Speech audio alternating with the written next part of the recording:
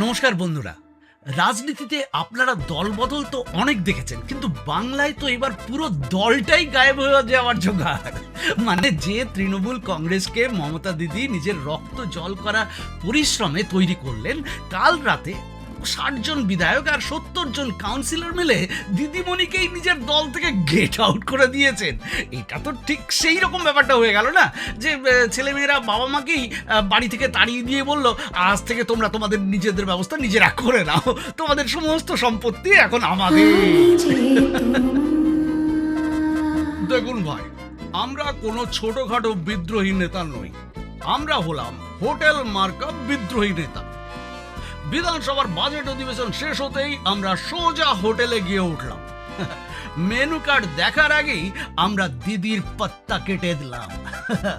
কাল থেকে দল আমাদের, প্রতীক আমাদের, আর সব থেকে বড় কথা, ওই যে আমাদের ব্যাংক অ্যাকাউন্টটা আছে না, তার এটিএম পিনটাও আমাদের। কিন্তু একটু দাঁড়ান, দিদিকে হালকাভাবে নেওয়ার ভুল তো যমরাজও করেন না।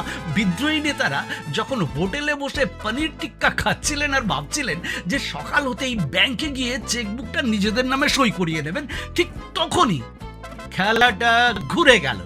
যখন পুরো দুনিয়া নাক ডেকে ঘুমোচ্ছে, তখন রাত ঠিক 3:21 দিদি নির্বাচন কমিশনের হোয়াটসঅ্যাপে একটা বোমা ফাটিয়ে দিলেন।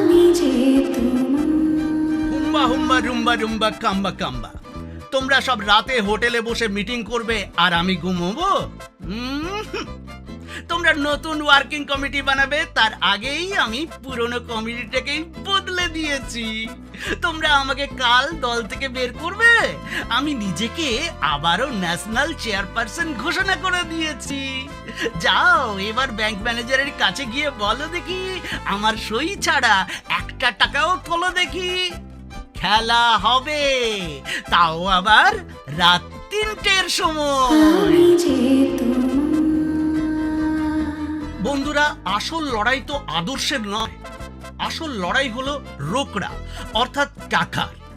15 বছর ধরে ক্ষমতায় আছে যে দলটা ভাই, প্রতিটা জেলায় বড় বড় অফিস আছে, ব্যাংকে কোটি কোটি টাকার পার্টি ফান্ড আছে।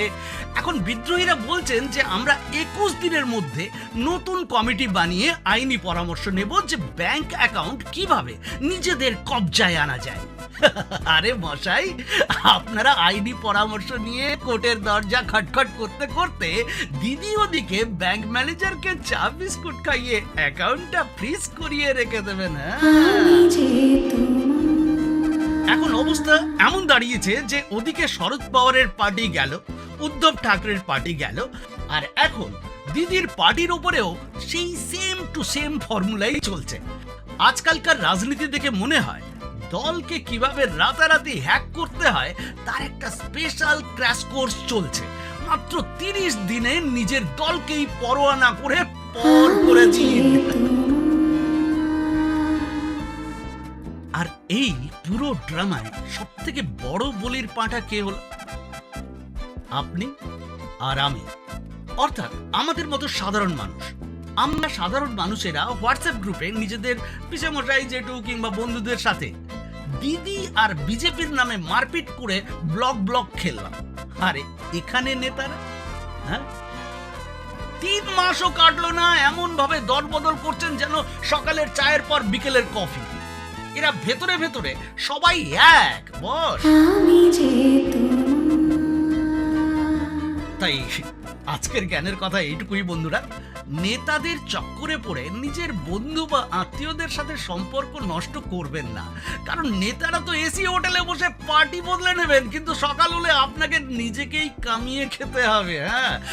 বাকি দিদির ব্যাংক অ্যাকাউন্টের পিন কার হাতে যায় সেটা দেখার জন্য পপকর্ন নিয়ে তৈরি থাকুন। আমি যে তোমার, শুধু যে তোমার, কিন্তু ব্যাংক অ্যাকাউন্টটা কার?